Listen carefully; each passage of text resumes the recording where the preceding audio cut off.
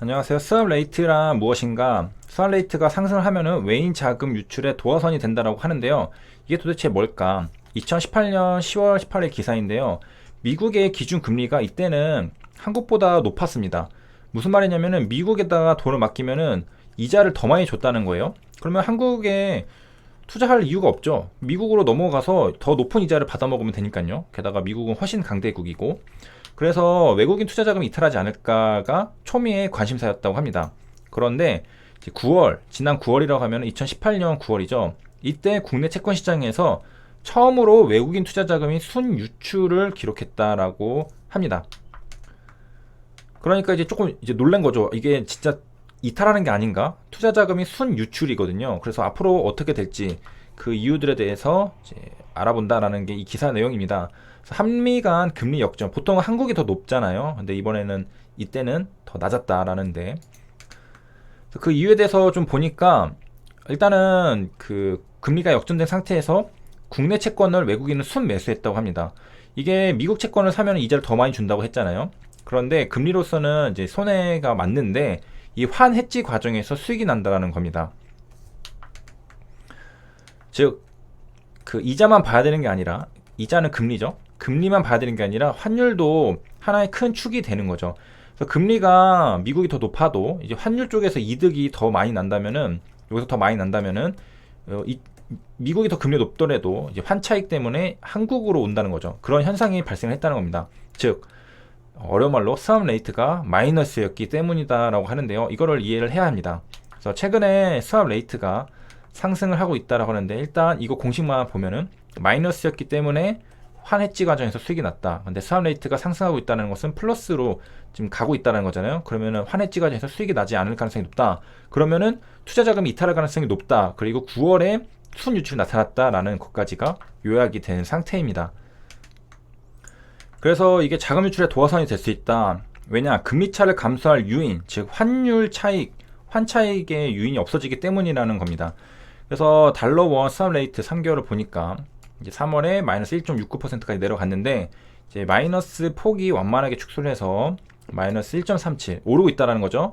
마이너스 0.95 오르고 있다. 그 다음에 지난 16일, 이 기사가 18일이니까 10월 16일이죠. 이때는 마이너스 1.11%로 조금씩 오르고 있다라는 건데,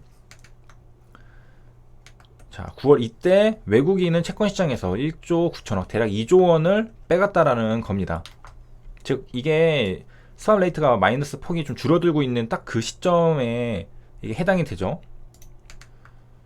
그렇기 때문에 이거 두 개가 상관관계가 있는 거 아닌가, 스왑 레이트 마이너스 폭 축소가 외국인 투자 자금 이탈로 이어진 거 아닌가라는 해석이 나올 가능성이 높은 거죠. 그래서 이제 좀 이해를 해보자면은 스왑 레이트란 달러를 원화로 교환할 때 적용되는 비율을 말하게 된다는 겁니다.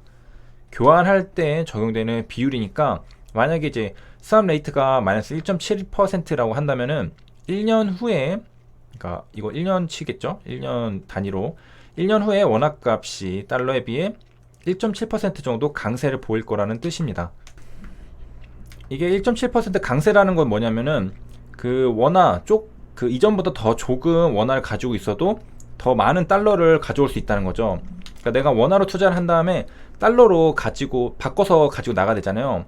그 가지고 나갈 때 내가 그 달러를 옛날에는, 이거 예를 듭니다. 뭐 그 한 1,000원에 1달러를 가지고 있었는데, 그 1년 뒤에는 원화가 강세라는 것은 1,000원에 내가 2달러를 가지고 나갈 수 있게 됐다라는 겁니다. 다시 한번 예를 들어 드리면은, 내가 이제 원화로 투자를 한 다음에 처음에는 내가 1달러로 그 1,000원을 내가 원화로 투자를 했어요. 그 다음에 나갈 때 원화가 강세가 된다는 말은 다시 1,000원으로 나갈 때 2달러가 된다는 그런 의미입니다. 단순 예시인데, 그러니까 내가 들어갔다가 나오기만 했는데도 벌써 2배 수익이 났죠. 이거는 원금은 그대로잖아요. 지금 뭐 이자 금리 같은 것도 생각 안 했는데 1달러였던 게 그냥 들어갔다가 1년 뒤에 나오기만 했는데도 2달러가 된 겁니다. 이게 바로 환율의 힘입니다. 그래서 이 스왑 레이트가 마이너스라는 것은 이 원화가 1년 뒤에 달러에 비해 더 강세가 된다. 즉 내가 같은 수량의 원화로 더 많은 달러를 가져올 수 있게 됐다라는 의미가 됩니다. 그래서 외국인들이 채권을 샀던 이유는 이 환율 차익이 아주 매력이 있었기 때문에 들어왔던 거죠. 그런데 이제 9월 되니까 스왑 레이트, 즉 이 차익을 먹을 수 있는 게 적어지니까 지금 나간다는 그런 분석인 겁니다. 그래서 1.7% 정도 강세를 보일 것이나 0.95% 강세를, 그러니까 강세가 좀 줄어들었죠. 한 이거 두 개 비교하면 한 2배 정도 줄어드는 거잖아요. 그래서 이제 계산을 한번 해보면은 이제 만약 1.7%랑 스왑 레이트가 마이너스 1.7%다 라고, 그리고 미국 채권보다 금리가 0.7%포인트 낮은 국내 채권에 투자를 했다. 예를 들면은 미국 채권이 예를 어떻게 들었을지 모르겠는데 2%라고 해요. 미국 채권 다시 쓸게요. 미가 2%, 한국이 1.3%예요. 그러면 미국에 있는 게 더 0.7%포인트 더 높게 받을 수 있잖아요. 하지만 이 스왑 레이트가 마이너스 1.7%입니다. 그러면은 내가 여기 0.7%포인트를 좀 손해를 봐도 내가 1% 정도는 지금 환차익으로 더 많이 가져갈 수 있다는 겁니다. 그래서 스왑 레이트가 마이너스 1.7%면은 지금 이거를 손해보고 들어갔지만은 이거 손실을 감수하고도 지금 1% 이익을 더 환율 때문에 거둘 수 있다. 그렇기 때문에 국내 시장으로 들어올 수 있다라는 겁니다. 그래서 여러 가지 해석이 있는데 이 스왑 레이트 축소는 금리 인상 기대감을 반영한 일시적 상승을 해석을 한다고 해요. 그래서 크게 영향을 주진 않지 않을까라고 말을 한다고도 하고요. 그 다음에 또 다른 해석은 11월에 기준금리가 인상이 될 경우에는 금리가 튀면은 채권 가격은 떨어지죠. 그러면은 평가 손실이 발생을 합니다. 이걸 피하기 위해서 재투자를 지연시켰고, 그러다 보니까 이제 순유출로 찍힌 게 아닌가라고 또 예상을 하고 있는 거죠. 짧게 하려 했는데 스왑 레이트가 생각보다 길어졌고요. MSCI 지수 편입 놓고 5월 13일 기사거든요. 이때 기사들이 많이 나왔습니다. 더존 비중 웃고 한진칼 울고라고 나왔습니다. 왜냐? 한진칼은 편입에 실패를 했거든요. 그 다음에 더존 비즈원이랑 셀트리온 제약은 편입이 됐습니다. 5월 13일에 발표가 된 거고요. 여기 보면 지수 내 편출입 종목 발표되자 이렇게 바뀌었다는 겁니다. 그래서 이제 5월 13일 한진칼 이거 차트는 저번 영상에서 한번 본 적 있죠. 그래서 이렇게 하락을 했고요. 시초가에 마이너스 7%로 해가지고 종가는 12%, 대략 13%. 그 다음에 셀트리온 제약 들어갔죠. 신고가를 찍었습니다. 이렇게 해서 시초가가 1%고 이날 장초에 들어갔어도 수익이 꽤 많이 나는, 장 후반에는 이렇게 쭉 올라가서 셀트리온 제약은 이제 이렇게 올라갔고요. 그 다음에 더존 비즈원도 얘는 좀 내려왔네요. 그래서 시초가 2%로 시작을 해가지고 쭉 한번 급등을 했다가 다시 떨어졌습니다. 셀트리온 제약은 장 후반에 강했고, 물론 장 초반에도 좀 셌지만은 강했고, 반면에 더존 비즈원은 이렇게 장 초반에만 강하고 다시 떨어졌습니다. 그래서 이게 차이가 좀 있고요. 특히 한진칼이 많이 떨어진 거는 지수 편입 유력하다고 생각이 됐는데 그게 아니었기 때문에 기대감 하락으로 13%나 하락을 하게 된 거고요. 시가총액을 이제 중요하게 보는데 1조 8천억 원이 기준입니다. 이거 정도는 넘어야지 되는데 4, 6조 원을 유지하는 한진칼도 가능성이 높게 봤다고 했는데 지금 경영권 문제인데 유동성의 유동 비율이 15%보다 높아야 되거든요.